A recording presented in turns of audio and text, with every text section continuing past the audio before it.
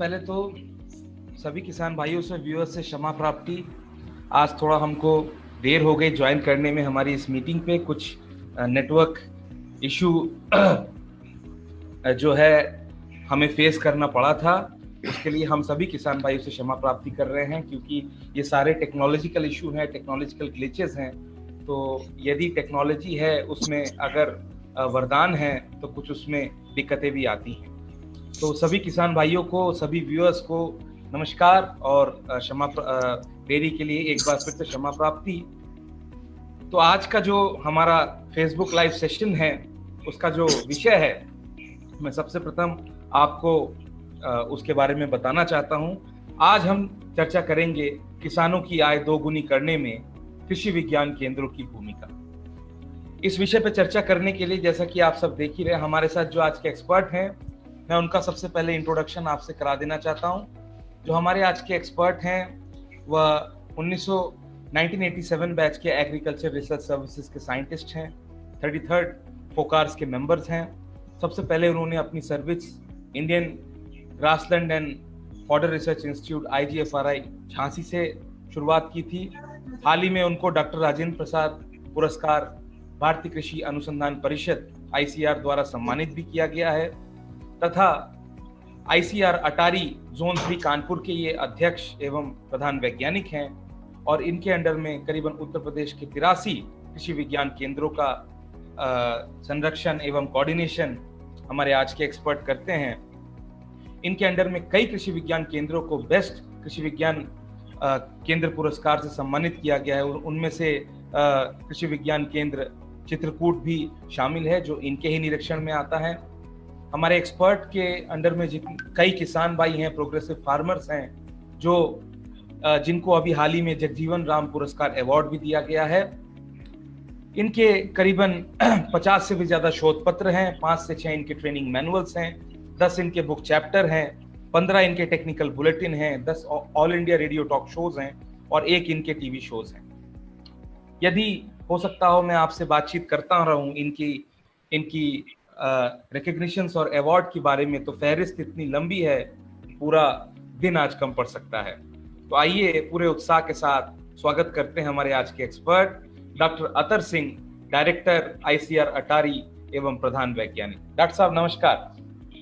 नमस्कार सिद्धार्थ जी, आपने मेरा जो परिचय दिया, मैं भी माफी चाहूंगा कि हमारे जो भी श्रोतागण हैं, खास करके हमारे किसान भाई, कृषि विज्ञान केंद्र के वैज्ञानिक, विद्यार्थी और वैज्ञानिक, विभिन्न संस्थाओं के वैज्ञानिक गण जो कि इस चर्चा में भाग ले रहे होंगे और इसमें जुड़े होंगे। जैसा कि सिद्धार्थ जी ने पहले ही बता दिया कि टॉपिक मेरा है कि किसानों की आय दोगुनी करने के लिए कृषि विज्ञान केंद्रों की भूमिका क्या है, हो सकती है। और उसी तारतम्य में मैं कुछ इशू आप लोगों के साथ में बात करूंगा। सिद्धार्थ आवाज आ रही है? सिद्धार्थ आवाज आ रही है? जी डॉक्टर साहब, पूरी आवाज आ रही है, प्लीज कंटिन्यू। ओके, तो कुछ बिंदु जो किसानों की आय दोगुने करने की बात है, तो उसमें सबसे पहला बिंदु आता है कि जो फसल की उत्पादकता है उसको बढ़ाना है। और आप सभी जानते हैं कि उत्पादकता बढ़ाने के लिए जो हमारे कृषि वैज्ञानिक नई नई वैरायटी, नई नई तकनीकी इजाद करते हैं, और इजाद करने के बाद उसका जो आकलन करते हैं, तो उसी के आधार पर एक अगर वैरायटी को हम बदल देते हैं तो 15 से 20% की पैदावार बढ़ जाती है।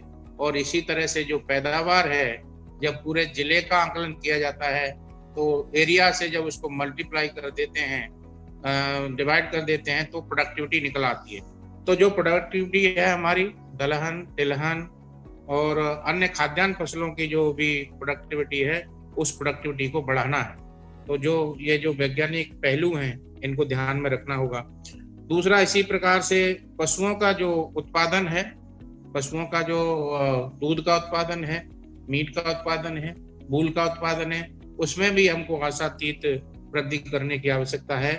तो उसके लिए भी, जैसा कि हमारे सभी साथी किसान जानते हैं कि जो भी उसका किस्म है, जानवर का किस्म बड़ा महत्वपूर्ण होता है।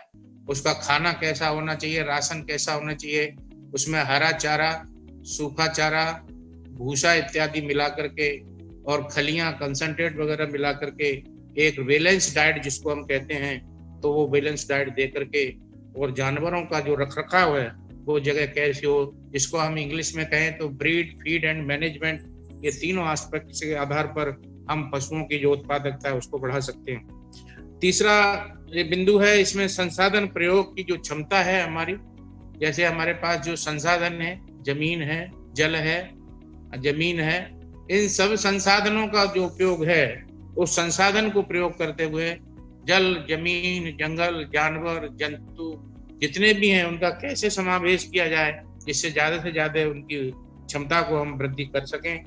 और अगला, उत्पादन लागत को कम करना है। तो जैसा कि आप सभी जानते हैं कि किसान भाई एक दूसरे को देख करके और वो एक कंपटीशन करते हैं कि उसने इतने बोरी खाद डाल दिया, हम इतने बोरी खाद डालेंगे तो हमारा आलू ज्यादा बढ़ जाएगा, हमारा गन्ना ज्यादा बढ़ जाएगा। परंतु नहीं, ऐसा नहीं है। आज जो सॉइल टेस्टिंग की बात हो रही है और किसानों को मृदा स्वास्थ्य कार्ड जो वितरण करने की बात भारत सरकार ने की है, निश्चित रूप से इसमें हमारी लागत काफी कम होगी। और इस तरह की लागत हम तीन चीजों पर कम कर सकते हैं। एक तो हम खाद पर, एक हम बीज पर, एक हम सिंचाई पर। तो सिंचाई के माध्यम से आप देखेंगे कि फ्लड इरिगेशन ज्यादातर किसान करते हैं, परंतु आज बात है रिसोर्स कंजर्वेशन की। जो माइक्रो इरिगेशन सिस्टम्स हैं, ड्रिप सिस्टम है, स्प्रिंकलर है, रेज्ड बेड है, और इस तरह की जो तकनीकी लेकर के आएंगे तो उसमें पानी की लागत भी कम लगेगी और उसमें खर्चा भी कम आएगा। तो इस तरह से हम जो प्रोडक्शन की लागत है उसको कम कर सकते हैं। सबसे बड़ी बात है कि जो हमारी ट्रेडिशनल क्रॉप्स हैं, जैसे धान, गेहूं, गन्ना, और किसान अगर इसी की तरफ चलेंगे तो उसमें उतना ज्यादा हम उसको नहीं बढ़ा सकते, फसल की सघनता को नहीं बढ़ा सकते, क्योंकि अगर साल भर में एक फसल लेंगे तो फसल सघनता जो है 100% होगी, और एक साल में 2 फसलें लेंगी तो फसल सघनता 200% होगी। तो मतलब एक साल में ज्यादा से ज्यादा फसलें लेंगे तो उसी तरह से हम फसल की सघनता को बढ़ा सकते हैं। और एक ये डबलिंग फार्मर इनकम का एक पहलू हो सकता है, जिसमें कि अंतः फसली के रूप में भी हम खरीफ में, रबी में, समर में और अंतः फसली के रूप में फसलों के साथ में फसलें उगा करके और फसल सघनता को बढ़ा सकते हैं। अगला बिंदु है फसल विविधीकरण में वृद्धि करना, जो कि हमारी हाई यील्डिंग वैरायटीज आई हुई हैं। उस हाई यील्डिंग वैरायटी के माध्यम से हम फसलों का विविधीकरण कर सकते हैं। और आज के परिवेश में जहां हम ट्रांसप्लांटिंग राइस की बात कर रहे हैं, तो उसको छोड़ करके अगर डायरेक्ट सीडेड पर काम करेंगे तो उसमें एक तो जन धन की बचत होगी, पानी भी कम लगेगा और लेबर भी कम लगेगा। और उसकी जगह पर अगर हम मक्का को प्रमोट करेंगे, मक्का की क्रॉप से डाइवर्सिफाई करेंगे, तो प्रोडक्शन में और पैदावार में कोई ज्यादा फर्क नहीं आता है, परंतु ये डाइवर्सिफाइड क्रॉप किसानों के लिए काफी उपयोगी साबित होगी। सही लागत मिलना, किसानों की जो पैदावार है उस पर काफी, जो कॉस्ट ऑफ कल्टीवेशन जिसको हम कहते हैं, उत्पादन लागत काफी आती है। अभी वर्तमान सरकार है उसने 12 फसलों का जो है उसमें हम देख रहे हैं 80 रुपए से लेकर के 200 रुपए प्रति क्विंटल के हिसाब से जो MSP बढ़ाया हुआ है। तो किसान को अगर उसकी पैदावार की वाजिब लागत मिलती है तो ये भी एक बढ़ती हुई इनकम की ओर इशारा करता है और किसानों की आय में वृद्धि हो सकती है। संसाधन की जो उपलब्धता है, समय पर खाद, बीज, पानी, और ये अगर किसान को मिल जाए तो ये भी एक, क्योंकि एक दिन लेट होने से पैदावार में काफी फर्क पड़ जाता है। तो सही समय पर जुताई, सही समय पर बुआई, सही समय पर कटाई, सही समय पर सिंचाई, अगर हमारे किसान भाई इस समय का ध्यान रखते हुए और ये जो इनपुट है वो सही समय पर अगर उसकी उपलब्धता बनी रहेगी तो ये डबलिंग फार्मिंग के लिए भी एक बहुत बड़ा पहलू हो सकता है। सबसे लास्ट में जो हम कहेंगे सीड, बीज भी किसी भी फसल का जो बीज है वो बहुत महत्वपूर्ण होता है। और अगर आप कहते हैं नई किस्म बदल दी जाए, नया बीज ही बदल दिया जाए और उच्च गुणवत्ता का बीज बदल दिया जाए तो पैदावार में 15 से 20% की वृद्धि हो जाती है। बहुत दिनों से हमारे विश्वविद्यालय और हमारे भारतीय कृषि अनुसंधान संस्थान के जो इंस्टीट्यूट हैं काम कर रहे हैं परंतु सीड रिप्लेसमेंट रेट जो है 15% से लेकर के 30% तक ही विभिन्न विभिन्न फसलों को देखा जाए तो ज्यादा अभी सीड रिप्लेसमेंट रेट नहीं हुआ है। तो अगर हम ये बीज वृद्धि को बढ़ा ले जाएं तो ये भी पैदावार में इजाफा करेगा किसानों का। तो सिद्धार्थ जी, ये कुछ पहलू थे, जो बिंदु थे। जी सिद्धार्थ। जी डॉक्टर साहब, आपने बड़े ही विविध तरीके से बताया, जो है डिस्क्रिप्टिव वे में बताया किस तरह से जो आय को दुगनी करने में जो मुख्य बिंदुएं कौन कौन हैं जिसपे जो है चर्चा की जा सकती है और आने वाले समय में किसान भाई इसका किस तरह से लाभ ले सकते हैं। मैं देख रहा हूँ 40 से भी ज्यादा लोग हमारे साथ लाइव सेशन में जुड़ चुके हैं। हो सकता है कुछ लोगों को जुड़ने में दिक्कत आ रही है, नंबर्स और बढ़ेंगे धीमे धीमे। अशोक पंडित, दया श्रीवास्तव, सचिन प्रताप तोमर, मनोज पांडे, अनिल कुमार, रोहित वर्मा, मुकेश ताक, आशीष काले, डॉक्टर सुशील कुमार राय, मोनालिसा जी, जितेंद्र सिंह, अंकुर झा, चिराग सिंह राजावत, साधना पांडे, शक्ति सिंह डांगी, चंदन सिंह, योगेंद्र सिंह, आनंद कटिया, सुमित झा, अनिल कुमार महतो, सब लोग हम हमारे लाइव सेशन में जुड़े हुए इस समय और आपको अपना अभिवादन एवं धन्यवाद देते हैं। सभी लोग जो हमारे साथ आज इस लाइव सेशन में जुड़े हुए हैं, सबसे पहले तो बहुत बहुत धन्यवाद। और लाइव सेशन में बने रहें क्योंकि कई अभी और मुख्य चर्चाएं हमें करनी है। डॉक्टर साहब, जैसा कि मैं देख रहा हूं काफी लोग जुड़े हुए हैं और अभी धीमे धीमे प्रश्न भी आने लगेंगे। प्रश्न आने से पहले मैं चाहता हूं, आपने हमारा आज का पहला सेगमेंट तो बता ही दिया है, अब जो है बढ़ते हैं अपने दूसरे सेगमेंट की ओर। आपने जैसे कुछ मुख्य बिंदुओं पे बातचीत की कि सही समय पे कटाई, सही समय पे बुआई, सही समय पे बिजाई, है ना, फिर बैलेंस एक न्यूट्रिएंट देना। तो ऐसे कई जिसको बोलते हैं ना कि सफलता की कहानियां भी होंगी, सक्सेस स्टोरीज भी होंगी जो आपको मालूम होगा, जो किसान भाई हैं जिन्होंने इन सारे मुख्य बिंदुओं पे काम करके अपनी आय को दोगुनी की है। तो मैं चाहता हूं कि आप जरा सा इन जो किसान भाई हैं, जो ये सफल किसान हैं, इनके बारे में हमारे व्यूअर्स को बताएं कि किस तरह से वो रोल मॉडल हो चुके हैं। 60 से ज्यादा लोग डॉक्टर साहब लाइव आ चुके हैं। Over to you. Thank you very much. मैं सभी अपने लाइव वैज्ञानिकों का, खास करके इसमें हमारे अटारी के भी वैज्ञानिक जुड़े हुए हैं और कृषि विज्ञान केंद्र के साथी भी जुड़े हुए हैं और सभी जो विद्यार्थी हैं वो सब लोग भी इसमें जुड़े हुए हैं। जैसा कि सिद्धार्थ आपने कहा कि जो बिंदु थे उन बिंदुओं के ऊपर हमने बात की। अब मैं जो सफलता की कहानी है, कुछ प्रोग्रेसिव फार्मर, कुछ इनोवेटिव फार्मर्स हैं जो कि हमारे रोल मॉडल हैं दूसरे किसानों के लिए। ऐसे ही मैं सबसे पहले आपको आरपी सिंह, जो सहारनपुर के किसान हैं, मैं उनकी सफलता की कहानी की ओर आपको ले जाना चाहूँगा। और आरपी सिंह के फादर ट्रेडिशनली जो शुगरकेन की क्रॉप करते थे और शुगरकेन क्रॉप करने के बाद उनको 80 से 85 हजार रुपए प्रति हेक्टेयर का प्रॉफिट प्राप्त होता था।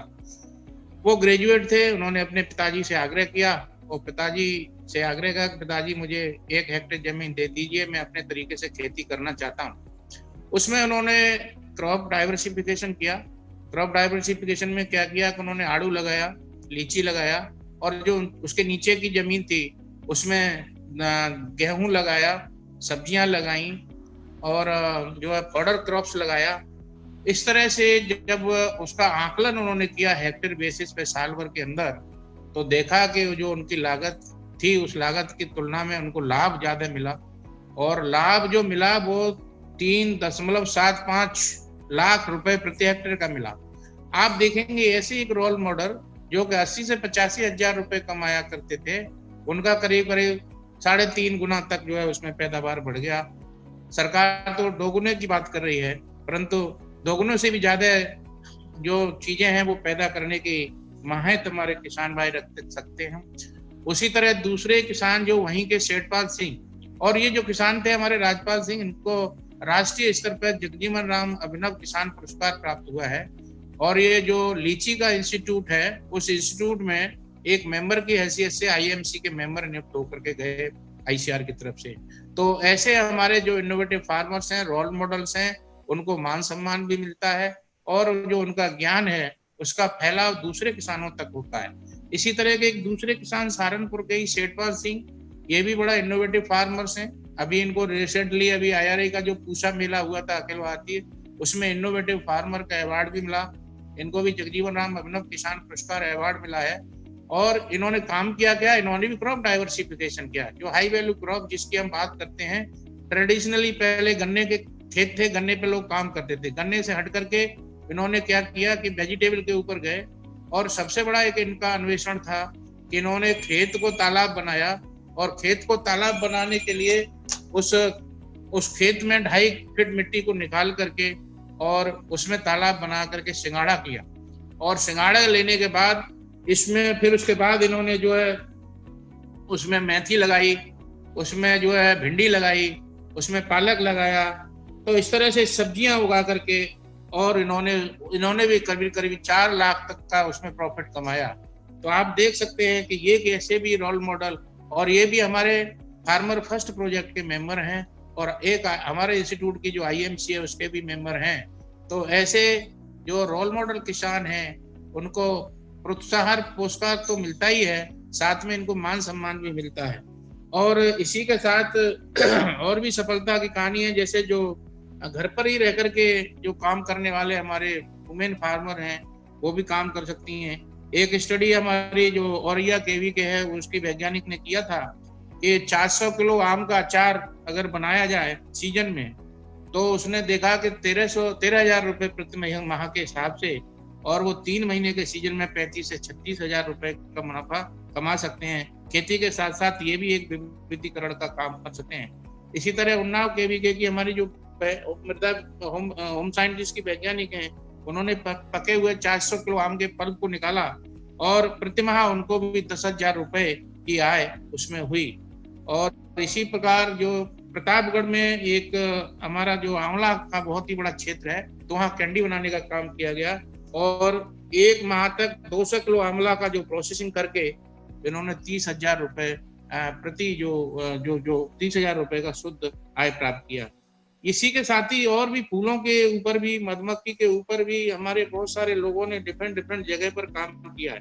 जैसे कन्नौज और सहारनपुर की बात ले लें तो यहाँ पर ग्लेडुलस की खेती की गई, और जो ट्रेडिशनल एग्रीकल्चर है उसमें 1 से 1.5 लाख रुपए लोगों को मिलता है।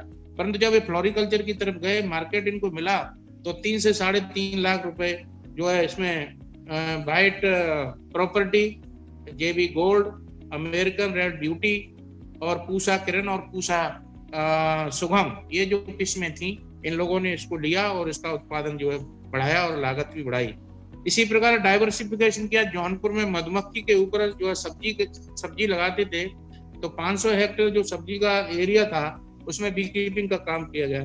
तो बी कीपिंग पे ये देखा गया कि जो बी कीपिंग के साथ ही उसका परागण भी बढ़ा, और 1 लाख रुपए तक का मुनाफा उसमें प्राप्त हुआ प्रति एकड़ के हिसाब से।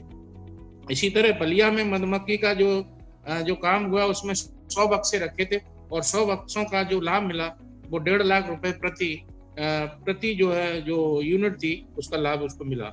इसी तरह मुजफ्फरनगर में हमारा आर्या प्रोजेक्ट चलता है, तो वहां पर एक फार्मर फर्स्ट प्रोड्यूसर कंपनी, जिसमें यूपी हनी, हयात हनी के नाम से उन्होंने इसका रजिस्ट्रेशन कराया हुआ है, और अभी वो ग्रुप में 15 से 20 लोग जुड़े हुए हैं।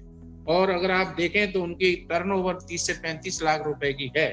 तो इस छोटे छोटे उद्यमिता की चीजों को देख करके जो उत्साही किसान हैं, जो थोड़ा इनोवेटिव फार्मर्स हैं, जो प्रोग्रेसिव हैं, जिनकी सोच कुछ अलग हटक के करने की है, तो निश्चित रूप से वो अपनी आय को बढ़ाते हैं। और जैसा कि मैंने आपके सामने एक और उदाहरण देना चाहूंगा कि मशरूम का काम भी हमारे केवीके बहुत अच्छी तरह से करते हैं। सहारनपुर में तो एक मशरूम गांव ही बन गया है, और गांव का टर्नओवर करीब 2 करोड़ है, और वहां से नाफेड वगैरह ड्राई करने के लिए मशरूम का ले जाते हैं। तो शुरुआत उन्होंने की थी कि 1200 बैग भर करके बनाए थे, और उन 1200 बैग्स के यूनिट से जो है उनको 1.5 लाख रुपए का प्रॉफिट प्राप्त हुआ। इसी तरह मेरठ में 11 गांव में मशरूम के ऊपर काम एवरेज निकाला गया, तो वहां भी 2.5 लाख के करीब वहां का प्रॉफिट निकल करके आया। इसी तरह भागवत सिंह एक किसान है गोरखपुर में, तो मैं भी उनके खेत पर गया और मैंने अपनी आंखों से देखा, उन्होंने कच्चा एक मकान बनाया हुआ था, उसमें फ्यूमिगेशन करके और वो मशरूम की खेती करते थे, और वो अपने यहाँ वहीं पर वो स्टैंड भी डेवलप करते हैं। तो इस तरह से उन्होंने 11 लाख रुपए जो है 1500 स्क्वायर मीटर एरिया से और 5वें साल में जाकर के निकाला। तो इस तरह के रोल मॉडल्स, और इसके साथ ही वर्मी कंपोस्ट का काम हमारे कृषि विज्ञान केंद्र खास करके इलाहाबाद 2 लाख रुपए प्रति साल 25 वर्मी कंपोस्ट यूनिट्स उन्होंने लगाए हुए थे, उसमें 2 लाख रुपए प्रति साल का कमाया। तो इस तरह से उद्यमिता विकास का काम भी कर सकते हैं। तो एक किसान हमारे जेपी सिंह मुजफ्फरनगर के, उन्होंने जो 1 हेक्टेयर में नर्सरी की खेती जब करी तो उसमें 18 लाख प्रति हेक्टेयर और प्रति एनम की आमदनी हुई, जिसमें उन्होंने वाशिंगटन पाम, बोटल पाम और पिस्टल पाम, बांस, फाइबर, अशोक पेंडुला और चंपा एल्वा वगैरह इत्यादि की जो है खेती करके अपना प्रॉफिट तो बढ़ाया ही, परंतु दूसरे किसानों के लिए रोल मॉडल का काम किया। और ऐसे पुरस्कृत फार्मर जिनको हमारे वैज्ञानिक लोग भी उनसे जो है सीखने के लेकर के उनकी जो सोच है, उस सोच को फिर नए सिरे से अपने रिसर्च में जोड़ने का काम कर रहे हैं। जी सिद्धार्थ।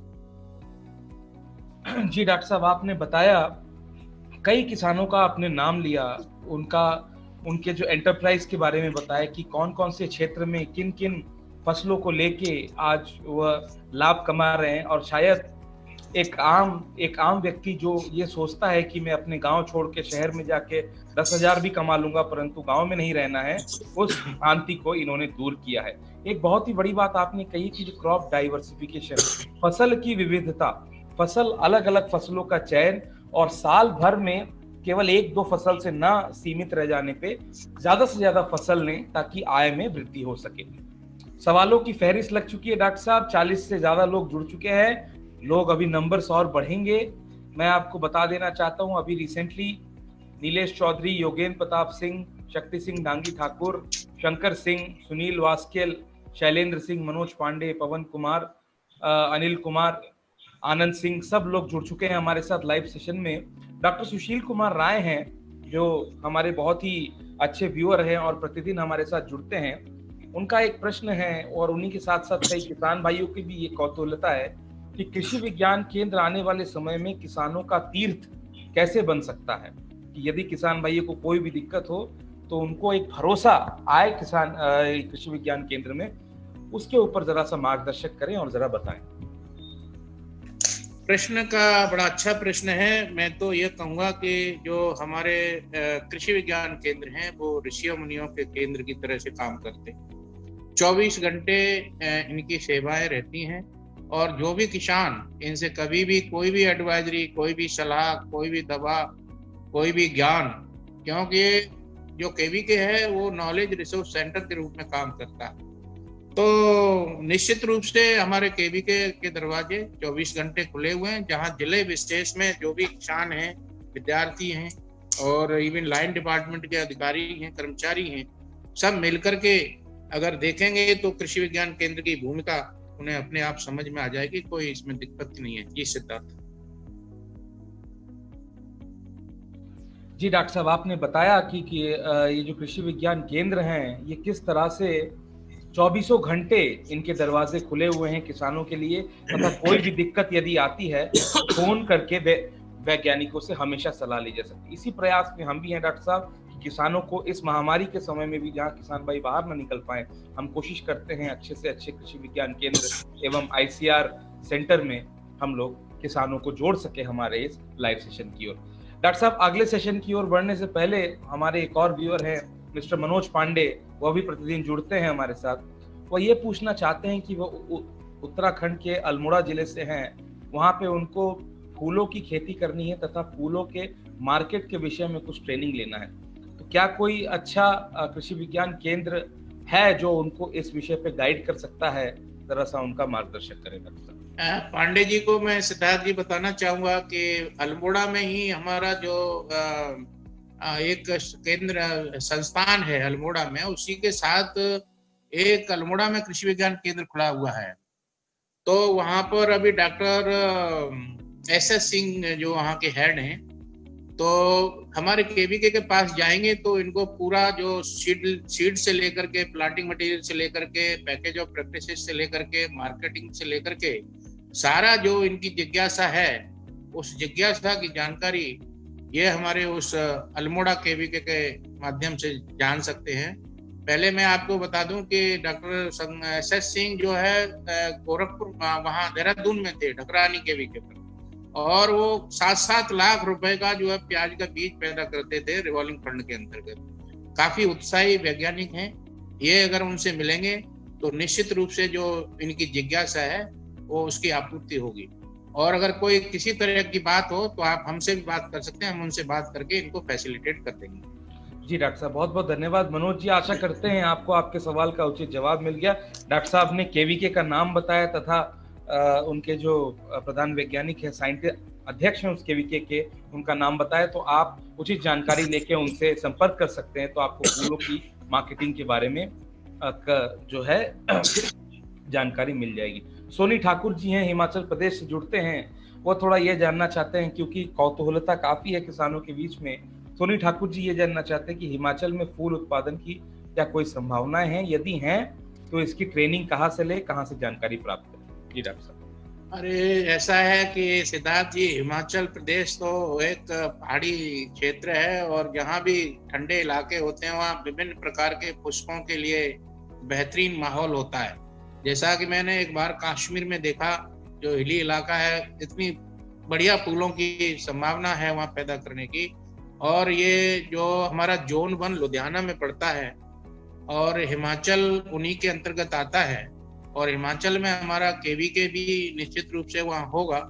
तो ये हमारे केवीके को फाइंड आउट करें, और अगर इनको कोई आपत्ति है तो हम केवीके के हेड का नंबर इनको दे देंगे और उनसे डिस्कस कर लें।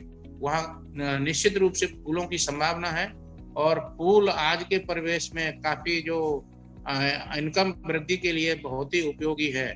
क्रॉप डाइवर्सिफिकेशन में मैं बता रहा हूँ, मैंने खुद किसानों के यहाँ जाकर के देखा है मुजफ्फरनगर वगैरह में, तो इवन समर सीजन में मार्केट से जो ऑर्डर आता है किसानों के पास, साहब हमको इतने जो है गुलदस्ते दे दो इसके, गिलहरियों के, और ऑर्डर पर हमारे लोग उनको फूल सप्लाई करते हैं कृषि विज्ञान केंद्र के जो साथ जुड़े हुए किसान।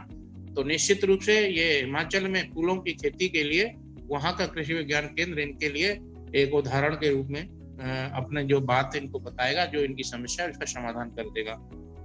जी सिद्धार्थ जी। डॉक्टर साहब, आपने बताया कि किस तरह से जो कृषि विज्ञान केंद्र हैं हिमाचल के लगभग सारे जिलों में, और फूलों का कितना बड़ा मार्केट है। अभी का जो समय है, अभी जो लॉकडाउन था, इसमें मंदिर, मस्जिद, गुरुद्वारे, सब जगह हर प्लेस ऑफ वर्शिप पे फूल की जरूरत होती है, और काफी लैगिंग रही, क्योंकि अब लॉकडाउन धीमे धीमे खुल रहा है, तो फूलों की बहुत डिमांड होगी आने वाले समय में, क्योंकि जो प्लेसेस ऑफ वर्शिप हैं, मंदिर, मस्जिद, गुरुद्वारे, चर्च सब खुल रहे हैं। तो किसान भाई यदि थोड़ा टारगेट करें कि कहाँ कहाँ पे मार्केट कर सकते हैं, तो फूलों की खेती की बहुत बड़ी इनकम हो सकती है। मनोज पांडे जी ने धन्यवाद दिया है आपको जानकारी के लिए, बहुत बहुत धन्यवाद सवाल पूछने के लिए। डॉक्टर साहब का जो है संपर्क भी हम आपको दे देंगे। आपको डॉक्टर साहब से कोई भी दिक्कत हो या फिर केवीके से दिक्कत हो, आप उनको संपर्क कर सकते हैं। 45 से ज्यादा लोग लाइव सेशन में जुड़े हुए हैं, लोगों की रोचकता बढ़ती जा रही है, परंतु समय सीमा को देखते हुए डॉक्टर साहब आइए बढ़ते हैं अपने आज के अंतिम सेगमेंट में, जो कि बहुत ही मुख्य सेगमेंट है। अब मैं चाहता हूं आप हमारे व्यूअर्स को एवं किसान भाइयों को बताएं एक्सक्यूज मी, कि राष्ट्रीय और राज्य स्तर पे कृषि विज्ञान केंद्रों के क्या क्या योजना है, ताकि जिससे जो फार्मर्स इनकम डबल किया जा सकता है, तथा किस तरह से आने वाले समय में कृषि विज्ञान केंद्र एक मुख्य भूमिका अदा करेगी किसानों की लागत को भी कम करने में, तथा उनकी आय को भी दुगनी करने में, तथा उनको सारी मुख्य जानकारियां प्रदान करने में। ओवर टू यू डॉक्टर साहब। Thank you Siddharth. जैसा कि मैं बात आपने की कि कृषि विज्ञान केंद्रों की भूमिका क्या हो सकती है जो डबलिंग फार्मर इनकम। सबसे पहले मैं आपको बताना चाहूँगा कि ये जो कोरोना वायरस है, जो कोविड-19 के नाम से जाना जा रहा है, इसके दौरान हमारे कृषि विज्ञान केंद्रों की जो भूमिका है बड़ा सक्रिय रही, क्योंकि इस रबी के सीजन में सारी फसलें पकी हुई खड़ी हुई थी और एकदम लॉकडाउन लग गया। सब्जियां भी बहुतायत में थी, खेतों के अंदर सारी फसलें थी और मूवमेंट रुक गया, तो इससे थोड़ा किसानों को तकलीफ हुई। उस तकलीफ को दूर करने के लिए भारतीय कृषि अनुसंधान परिषद ने काफी प्रयास किया और 12 भाषाओं में जो एडवाइजरी थी वो किसानों के लिए जानकारी पहुंचाने का काम किया कि किसान क्या करें, कब करें, कैसे करें और उनके लिए क्या क्या सहूलियतें दी गई हैं। तो वो उसके बारे में, जैसे कि आपको सबसे पहले यह था कि सैनिटाइजेशन की बात किसानों के लिए पहुंचाने की बात थी कि भाई एक आइसोलेशन डिस्टेंस मेंटेन करें, मुंह पर मास्क लगाएं, हाथों को लगातार साफ रखें, अपने पर्यावरण को साफ रखें और इवन जब खेती पे भी जाएं कटाई के लिए तो अपना खाने पीने का सामान भी अपने साथ रखें और किसी और के साथ उसको शेयर न करें और अपने हाथों को समय समय पर जो है उसको साबुन से जो है धोते रहें और जो जो जो कहीं भी और भी कोई सैनिटाइजर हो उसका भी उपयोग उसको कर सकते हैं। तो इसी के रूप में हमारे जो पूरे कंट्री की मैं बात करूं तो इसमें जो है आरोग्य सेतु हमारे ही जो केवीके के स्टाफ थे उन्होंने 841 लोगों ने इसको जो है देखा और इसमें से 639 लोगों ने इसे डाउनलोड किया और जो किसान थे उनको करीब करीब 2,66,000 करीब किसानों तक इस मैसेज को पहुंचाया कि ये आरोग्य सेतु है जो आपके स्वास्थ्य की बारे में जानकारी बताएगा, आप सुरक्षित हैं कि नहीं है और अगर नहीं है तो आप क्या करें। और इसमें करीब करीब 82,597 किसानों ने इसको डाउनलोड किया और अपना जो इसमें सुरक्षा की बात थी उस आरोग्य सेतु के माध्यम से हमारे सारे कृषि विज्ञान केंद्रों ने प्रदेश में ही नहीं पूरे राष्ट्रीय स्तर पर इस पर काम किया और इसी तरह से उसमें ज्यादा से ज्यादा लोगों ने जुड़ करके काम किया। फिर एक किसान रथ ऐप बनाया जिसमें कि किसानों को जो अपनी चीजें हैं एक स्टेट से दूसरे स्टेट में ले जाने के लिए रोक थी, गाड़ियां मिल रही हैं कि नहीं मिल रही हैं, तो उसके माध्यम से वो भी एक ऐप था, उस पर भी जाकर के जो ये भी करीब करीब 39,957 किसानों को इसकी जानकारी दी गई और इसमें से करीब 10,000 किसानों ने इसको डाउनलोड भी किया जो इच्छा रखने चाहते थे कि जो उनकी क्रॉप है, कमोडिटी है, उसको वो कहाँ पर ले जाकर के बिक्री करें। सिद्धार्थ, इसी के साथ ही 316 क्विंटल बीज जो खरीफ के सीजन के लिए हमारे सारे कृषि विज्ञान केंद्रों ने रखा हुआ था जो 742 किसानों को बांटा गया और इसी तरह प्लांटिंग मटेरियल था जो सीजन के लिए करीब 1,23,000 जो सैपलिंग थे वो 1,000 से ज्यादा किसानों को वो डिस्ट्रीब्यूट किए गए। और इसी के साथ हमने भी बीच बीच में अपने सारे केवीके के साथ विश्वविद्यालय वाइज जूम मीटिंग किया जिसमें जो मैसेज था हमारे डीडीजी साहब का और डीजी साहब का, वो मैसेज हमने एडवाइजरी जो क्रॉप्स रिलेटेड और जो harvesting related, machinery related, livestock related, fertiliser related की दुकानें खुली रहेंगी, ये सारी जानकारियां उनको, सारा बाकायदा टोल फ्री नंबर, ये सब हमने उनको किसानों को हमारे कृषि विज्ञान केंद्रों के माध्यम से दिया। और एक बहुत महत्वपूर्ण बात ये हुई कि इसी दौरान जब लॉकडाउन था तो सूर्यकाष्ठ प्लान 2021 के लिए हमारे 71 केवी के जो उत्तर प्रदेश के उन्होंने डेवलप किया जिसमें कि 289 ब्लॉक इसके अंदर हैं और इसमें 4,000 ट्रेनिंग का प्रपोजल किया गया है और 20,000 से ज्यादा डेमोन्स्ट्रेशन और 5,220 डेमोन्स्ट्रेशन यूनिट जो है विभिन्न कृषि विज्ञान केंद्रों के माध्यम से इस SC प्लान के अंतर्गत लिए जाएंगे जिसमें कि 17.5 करोड़ का प्रावधान करके हमने एक एक्शन प्लान और काउंसिल को सबमिट किया। इसी के साथ जो बढ़िया काम लॉकडाउन के दौरान हमारे यूनिवर्सिटी वाइज, चाहे वो चंद्रशेखर आजाद एग्रीकल्चर यूनिवर्सिटी हो, बांदा एग्रीकल्चर यूनिवर्सिटी हो, नरेंद्र देव यूनिवर्सिटी हो, सरदार वल्लभ भाई पटेल यूनिवर्सिटी हो, चाहे NGO हो, इन सभी ने जो बेस्ट प्रैक्टिसेस जो बढ़िया काम किया उस बेस्ट प्रैक्टिस का भी हमने संकलन किया हुआ है और एक ई बुक के माध्यम से इसको भी हम करने जा रहे हैं।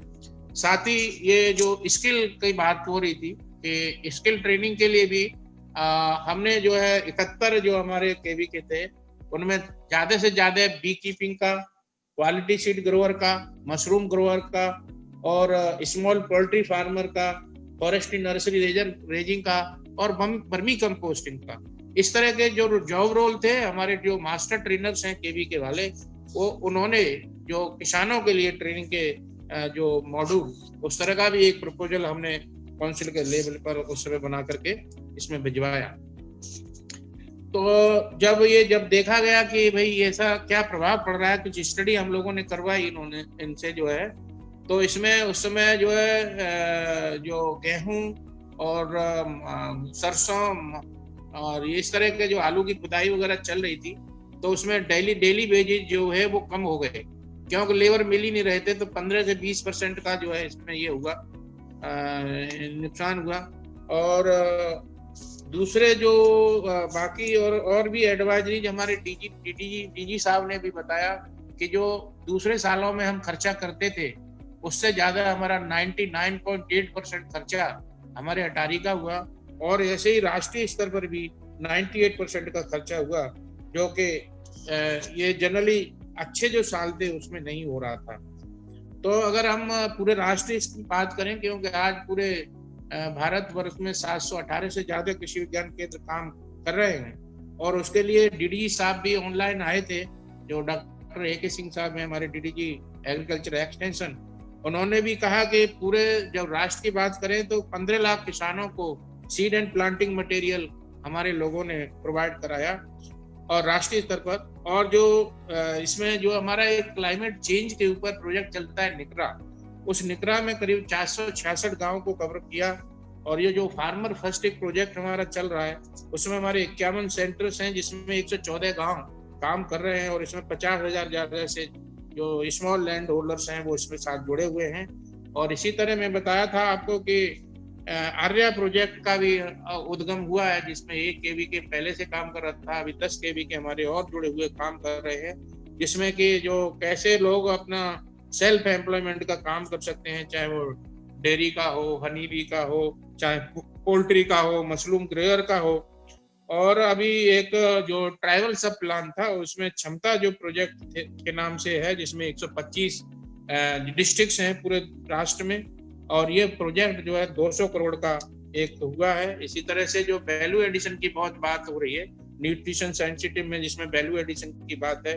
और जैसा कि मैंने कहा कि आज होलिस्टिक एग्रीकल्चर की बात है, IFS integrated farming system module में बात करने की बात है।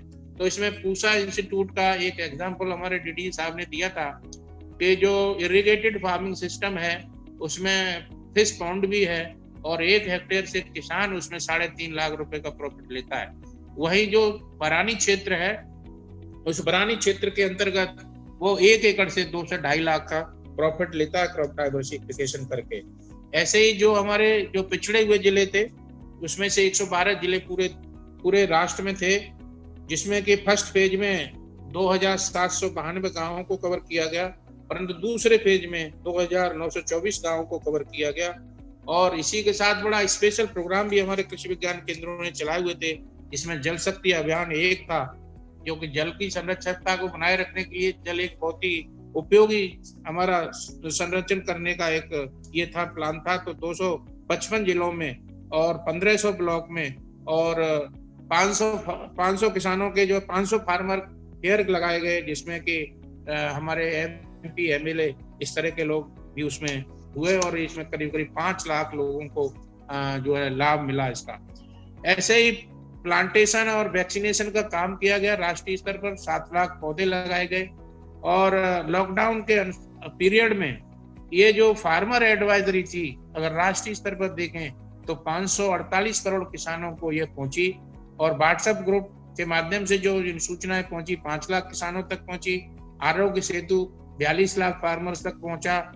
और इसी तरह से जो ट्रेनिंग किया गया उस दौरान 19-20 में करीब 86 लाख किसानों को लाभान्वित हुआ, जिसमें 15 लाख डेमोन्स्ट्रेशन लगाए गए। और जैसा कि मैं बताऊं, सिद्धार्थ जी 3.5 लाख कॉमन सर्विस सेंटर्स काम कर रहे हैं, जो लोग जैसे उसकी सेवाएं लेना चाहते हैं तो उसमें उसका ले सकते हैं। पल्सेस का प्रोडक्शन 23 मिलियन टन तक पहुंच गया है, क्योंकि 3.5 लाख डेमोन्स्ट्रेशंस राष्ट्रीय स्तर पर किए गए दलहन के उत्पादन को बढ़ाने के लिए। क्योंकि 2014-15 में जब मौसम की मार पड़ी थी, तो उस समय फिर ये सोचा गया था, और इस तरह से उस मौसम से निजात पाने के लिए ये पल्सेस सीड हब का भी उद्गम हुआ था। और इनोवेटिव फार्मर्स मीट हुई, सारे जो है जहाँ पर 80 से 100 किसानों ने पार्टिसिपेट किया। और ये हर हमारा अटारी है, जो 11 अटारी हैं पूरे राष्ट्र में, वहां पर किया गया, और इनका संकलन भी किया है हमने अपने यहाँ के भी इनोवेटिव फार्मर्स को बुलाया था, बरेली में एक मीटिंग किया था, उसमें जो उनका संकलन है, कौन किस विधा पर काम कर रहा है, किसानों की आय कैसे बढ़ सकती है, वो उस पर किया। अब कृषि विज्ञान केंद्रों की भूमिका के लिए मैं आपको बात करूं कि हमने एक जिले से कहा है केवीके को कि भाई आप 2 गांव सिलेक्ट करिए। उसका बेंचमार्क सर्वे 17-18 में लोगों ने कर लिया है। अब 18-19 के लिए हम देखेंगे, 19-20 में भी देखेंगे, और 22 तक का जो टारगेट है कि जो किसानों की आय है वो कैसे डेवलप होगी, तो उसको भी किया गया है। और एक सबसे बड़ी बात यह है कि मेरा गांव मेरा गौरव के नाम से एक प्रोजेक्ट चला, जिसमें कि पूरे राष्ट्रीय स्तर पर 13,500 गांव को जो है इसमें जोड़ा गया। और इसको मेरा गांव मेरा गौरव का नाम इसलिए दिया गया क्योंकि जो भी वैज्ञानिक हैं, जो भी अपनी रिसर्च के अनुसार वैरायटी निकालते हैं, तकनीकी निकालते हैं, अगर वो तकनीकी वो अपने गांव में नहीं पहुंचा सके तो फिर उसका कोई उपयोगिता नहीं है। इसीलिए मेरा गांव मेरा गौरव होना चाहिए। और जो चीजें हैं तकनीकी है, तो इस तरह से ट्रेनिंग, डेमोन्स्ट्रेशन, ट्रायल, किसान मेला, किसान गोष्ठी, अवेयरनेस प्रोग्राम हमारे कृषि विज्ञान केंद्र निरंतर चलाते रहते हैं। और इवन सीना खोल करके ये भी जो है किसानों की सेवा में निरंतर यहाँ जुड़े रहे। और इस तरह से ये जो लॉकडाउन के दौरान काफी सराहनीय काम हमारे कृषि विज्ञान केंद्र के साथियों ने किया। मैं सभी हाँ सिद्धार्थ जी। सिद्धार्थ जी डॉक्टर साहब, आपने बताया हमारा गांव हमारा गौरव, इसी के साथ एक इतनी डिस्क्रिप्टिव रिपोर्ट आपने शेयर की, बताई कि जो हमारे कृषि विज्ञान केंद्र हैं, जो एक कितना बड़ा नेटवर्क है, करीबन 718 कृषि विज्ञान केंद्र। जैसे कि भारत सरकार ऐसे तो हमारे डॉक्टर्स को, पुलिस कर्मियों को, आर्मी को सलूट करती है, परंतु हम निरंतर अन्नदाता तथा ये जो हमारे वैज्ञानिक गण हैं, जो लगातार इस लॉकडाउन के समय भी अन्नदाता को दिक्कत ना हो, श्रमिकों को दिक्कत ना हो, कि कृषि विज्ञान केंद्र के जितने भी साइंटिस्ट हैं उन्होंने ये इंश्योर किया कि वो कई ऐसे कृषि विज्ञान केंद्र के साइंटिस्ट एवं जो अध्यक्ष लोग हैं वो तो शायद घर ही नहीं गए और अपनी दिन अपना रात उन्होंने केवीकेज में गुजारा। इसके लिए हम नमन करते हैं सारे कृषि विज्ञान केंद्र के वैज्ञानिकों को तथा हमारे इस कृषि प्रणाली में जुड़े हुए जितने भी एक्सटेंशन वर्कर्स हैं और सभी को। डॉक्टर साहब, आपने बहुत ही विविध चर्चा की। अभी अंत करने से पहले, क्योंकि सवाल इतने ज्यादा आ चुके हैं कि लोग इतने ज्यादा क्यूरियस हो गए हैं, ज्यादा नहीं, मैं एक सवाल और लूंगा अंतिम में। मोनालिसा जी हैं, क्योंकि वो प्रतिदिन हमारे साथ जुड़ती हैं, क्योंकि ऐसे तो कई किसानों के भी बेटे बच्चियां होंगे, उनकी ये कौतूहलता है, क्वेश्चन है कि कृषि विज्ञान केंद्र में यदि कोई छात्र नौकरी करना चाहे तो उनको कौन कौन से एग्जाम देने पड़ेंगे और उसमें एंट्री करने के स्रोत क्या? जी डॉक्टर साहब। बहुत अच्छा प्रश्न है और इसकी जागरूकता लोगों में होनी चाहिए।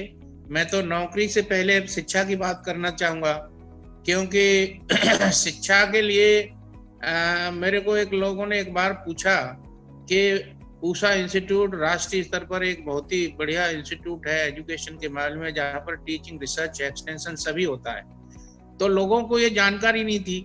तो रूरल बैकग्राउंड में बैठे हुए जो हमारे लोग हैं, वो एक्चुअली उनका रुझान जो है इंजीनियर, डॉक्टर बनने पर ज्यादा चला जा रहा है, परंतु जो मेन फील्ड है कृषि की तरफ से जो है उनका जो है लगाव नहीं है। तो इसके लिए एक पूसा इंस्टीट्यूट में नास कॉम्प्लेक्स है, वहाँ पर एक म्यूजियम बना हुआ है। वहाँ शहर में पढ़ने जितने वाले बच्चे हैं उनको ला करके उस म्यूजियम में नई नई जानकारियों से अवगत कराया जाता है, जिससे कृषि के प्रति उनकी जागरूकता बढ़े। इन्होंने प्रश्न किया, पहले शिक्षा के बाद फिर एजुकेशन के बाद फिर नौकरी। कृषि विज्ञान केंद्र में परीक्षा तो अब इसमें कोई अभी फिलहाल देने की जरूरत नहीं है। अभी ऐसा है कि जो विश्वविद्यालय जो हैं हमारे, चारों विश्वविद्यालय हैं, नरेंद्र देव कृषि विश्वविद्यालय, कानपुर चंद्रशेखर आजाद कृषि विश्वविद्यालय, सरदार वल्लभ भाई पटेल और बांदा एग्रीकल्चर यूनिवर्सिटी बांदा, ये 4 यूनिवर्सिटी यहाँ पर अभी कार्यरत हैं। ये विज्ञापन निकालती हैं, इनके वेबसाइट पे भी आता है, पेपर में भी आता है, और वहाँ स्पेसिफाइड क्वालिफिकेशन रहती हैं कि मिनिमम कम से कम मास्टर डिग्री सब्जेक्ट में होनी चाहिए जिसमें अप्लाई कर रहे हैं। तो उसके लिए डायरेक्ट एप्लीकेशन मांगे जाते हैं। और एप्लीकेशन स्क्रीन के आधार पर जब उनका स्क्रीन में आ जाता है तो इंटरव्यू कॉल होता है। इंटरव्यू करने के बाद फिर सिलेक्शन हो जाता है। परंतु अभी जो आईसीआर के इंस्टीट्यूट हैं, उन आईसीआर के इंस्टीट्यूट में अभी इनका एग्जाम जैसे एआरएस का हमारा होता है उस तरह से अभी एआरएस के पैटर्न पर जो सब्जेक्ट मैटर स्पेशलिस्ट हमारे केवी के जो आईसीआर के उनमें सब्जेक्ट मैटर स्पेशलिस्ट सिलेक्ट होते हैं, जिनको टेक्निकल सर्विसेज का कैडर होता है, तो उसके लिए एएसआरबी में वो परीक्षा देनी होगी और उसके माध्यम से आएंगे, जो कि आईसीआर के केवीके के लिए होगा। परंतु विश्वविद्यालयों के लिए न ऐसा कोई परीक्षा का प्रावधान फिलहाल नहीं है।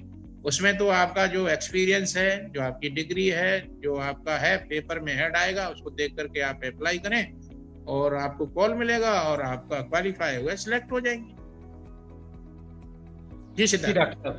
जी डॉक्टर साहब, आपने जो है बड़े ही सरल भाषा में कहा कि क्या क्या दरवाजे हैं और जो है जिससे कि जो बच्चे हैं, यूथ हैं, जो कि अभी मान लीजिए जिन्होंने एग्रीकल्चर की, कृषि से संबंधित पढ़ाई भी की है, उनके दरवाजे कौन कौन से हैं परीक्षा के, ताकि वो जो है कार्यरत हो सके कृषि विज्ञान केंद्रों में।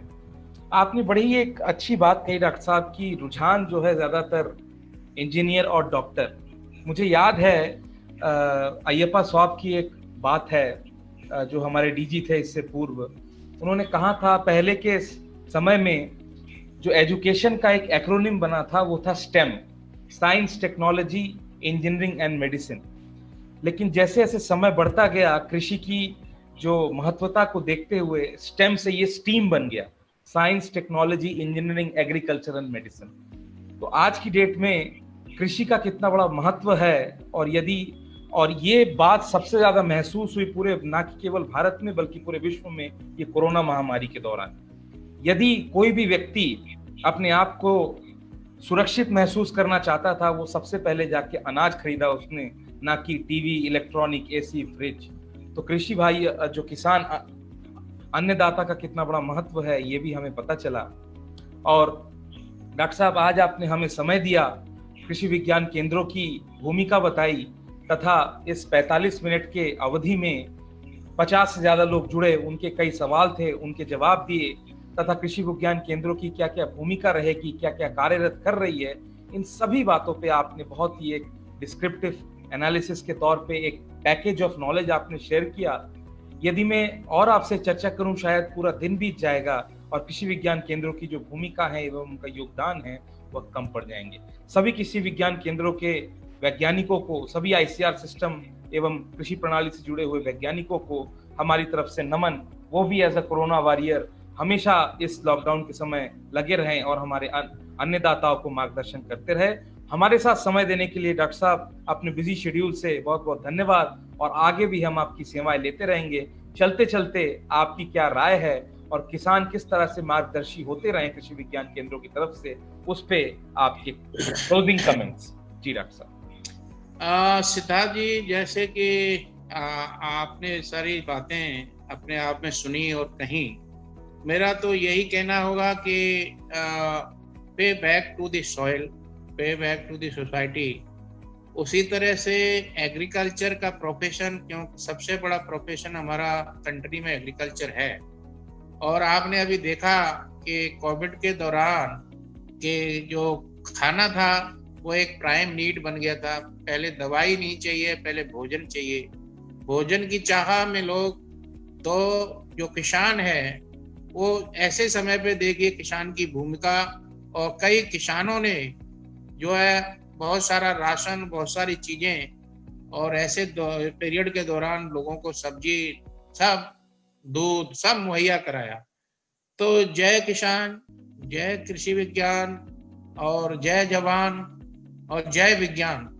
तो अब जो सभी को सब समझ में आ गया है कि विज्ञान की कितनी जरूरत है, किसान की कितनी जरूरत है, कृषि विज्ञान केंद्र की कितनी जरूरत है। और निश्चित रूप से जो आप बात कर रहे थे कि अन्नदाता को निश्चित रूप से जो है इस कड़ी में भी जोड़ने की जरूरत है कि वो भी किसी सैनिक से कम नहीं है, जो कि इस चिलचिलाती हुई धूप में फसलों को पका करके, फसलों को, अन्न को ला करके, अन्न, सब्जियां, फल, फूल, सभी की खुशहाली के लिए और पेट भरने के लिए। और किसान जो है एक सैनिक की तरह से इस कोविड के दौरान भी डटा रहा। तो मेरा तो कहना यही है कि खेती तो हम करते ही हैं, तो खेती क्यों न हम लाभकारी करें, खेती क्यों न हम डाइवर्सिफाइड करें, खेती क्यों न हम प्रॉफिटेबल करें, खेती क्यों न हम इनोवेटिव करें। ऐसे हम 25 किसानों को अपने साथ लेकर के मैसूर गए थे 2010 में। आपने नाम लिया था डॉक्टर अय्यप्पन साहब का। अय्यप्पन साहब उस समय हमारे डीजी थे, तो उन्होंने किसानों का एक कॉन्फ्रेंस किया था, किसानों ने प्रेजेंटेशन दिया था। आवश्यकता आविष्कार की जननी है।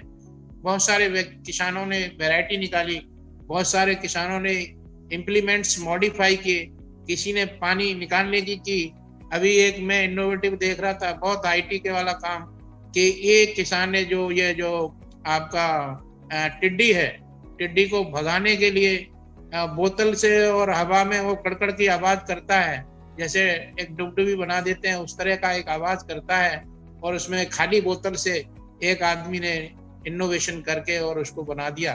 तो आवश्यकता आविष्कार की जननी है, और इनोवेटिव फार्मर्स को सैल्यूट है, फार्मर्स को सैल्यूट है, और पूरे कृषि समुदाय को सैल्यूट है कि बढ़ती हुई आबादी के पेट भरने के लिए हमारे जो भी प्लानर्स हैं, थिंकर्स हैं, किसान हैं, विद्यार्थी हैं, निश्चित रूप से इसकी तरफ अग्रसर रहेंगे।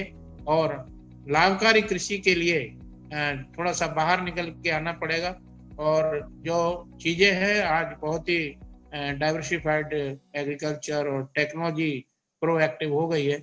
जैसे कि अभी मैं देख रहा था कुछ इंजीनियर्स लोग जिनका मैंने नाम लिया था जेपी सिंह, वो MSCAG करने के बाद एंटरप्रेन्योर बने और नर्सरी का काम शुरू किया।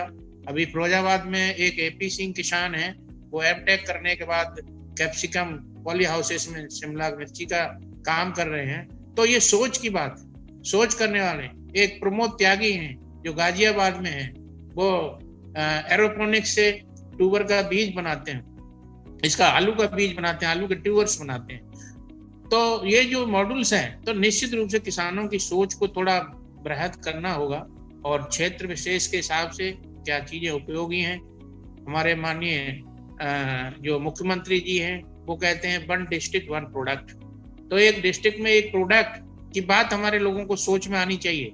जालौन के डॉक्टर श्री अशोक कुमार सेंगर जी, वो भी MSCAG करने के बाद नौकरी बैंक की छोड़ करके एग्रीकल्चर की तरफ आए, अभी मटर का बीज उत्पादन करते हैं, और यहीं चंद्रशेखर आजाद कृषि विश्वविद्यालय के मेले में आकर के और मटर का अपना बीज बिक्री करते हैं, और पूरा ऑर्गेनिक फार्मिंग के ऊपर उनकी खेती है, पूरा बर्मी कंपोस्ट और वो गोबर गैस प्लांट लगा करके, और खाना भी इवन गैस से ही बनाते हैं। तो ऐसे बहुत सारे रोल मॉडल फार्मर्स हैं। सभी किसान भाई कुछ अलग करके सोचें और निश्चित रूप से आए।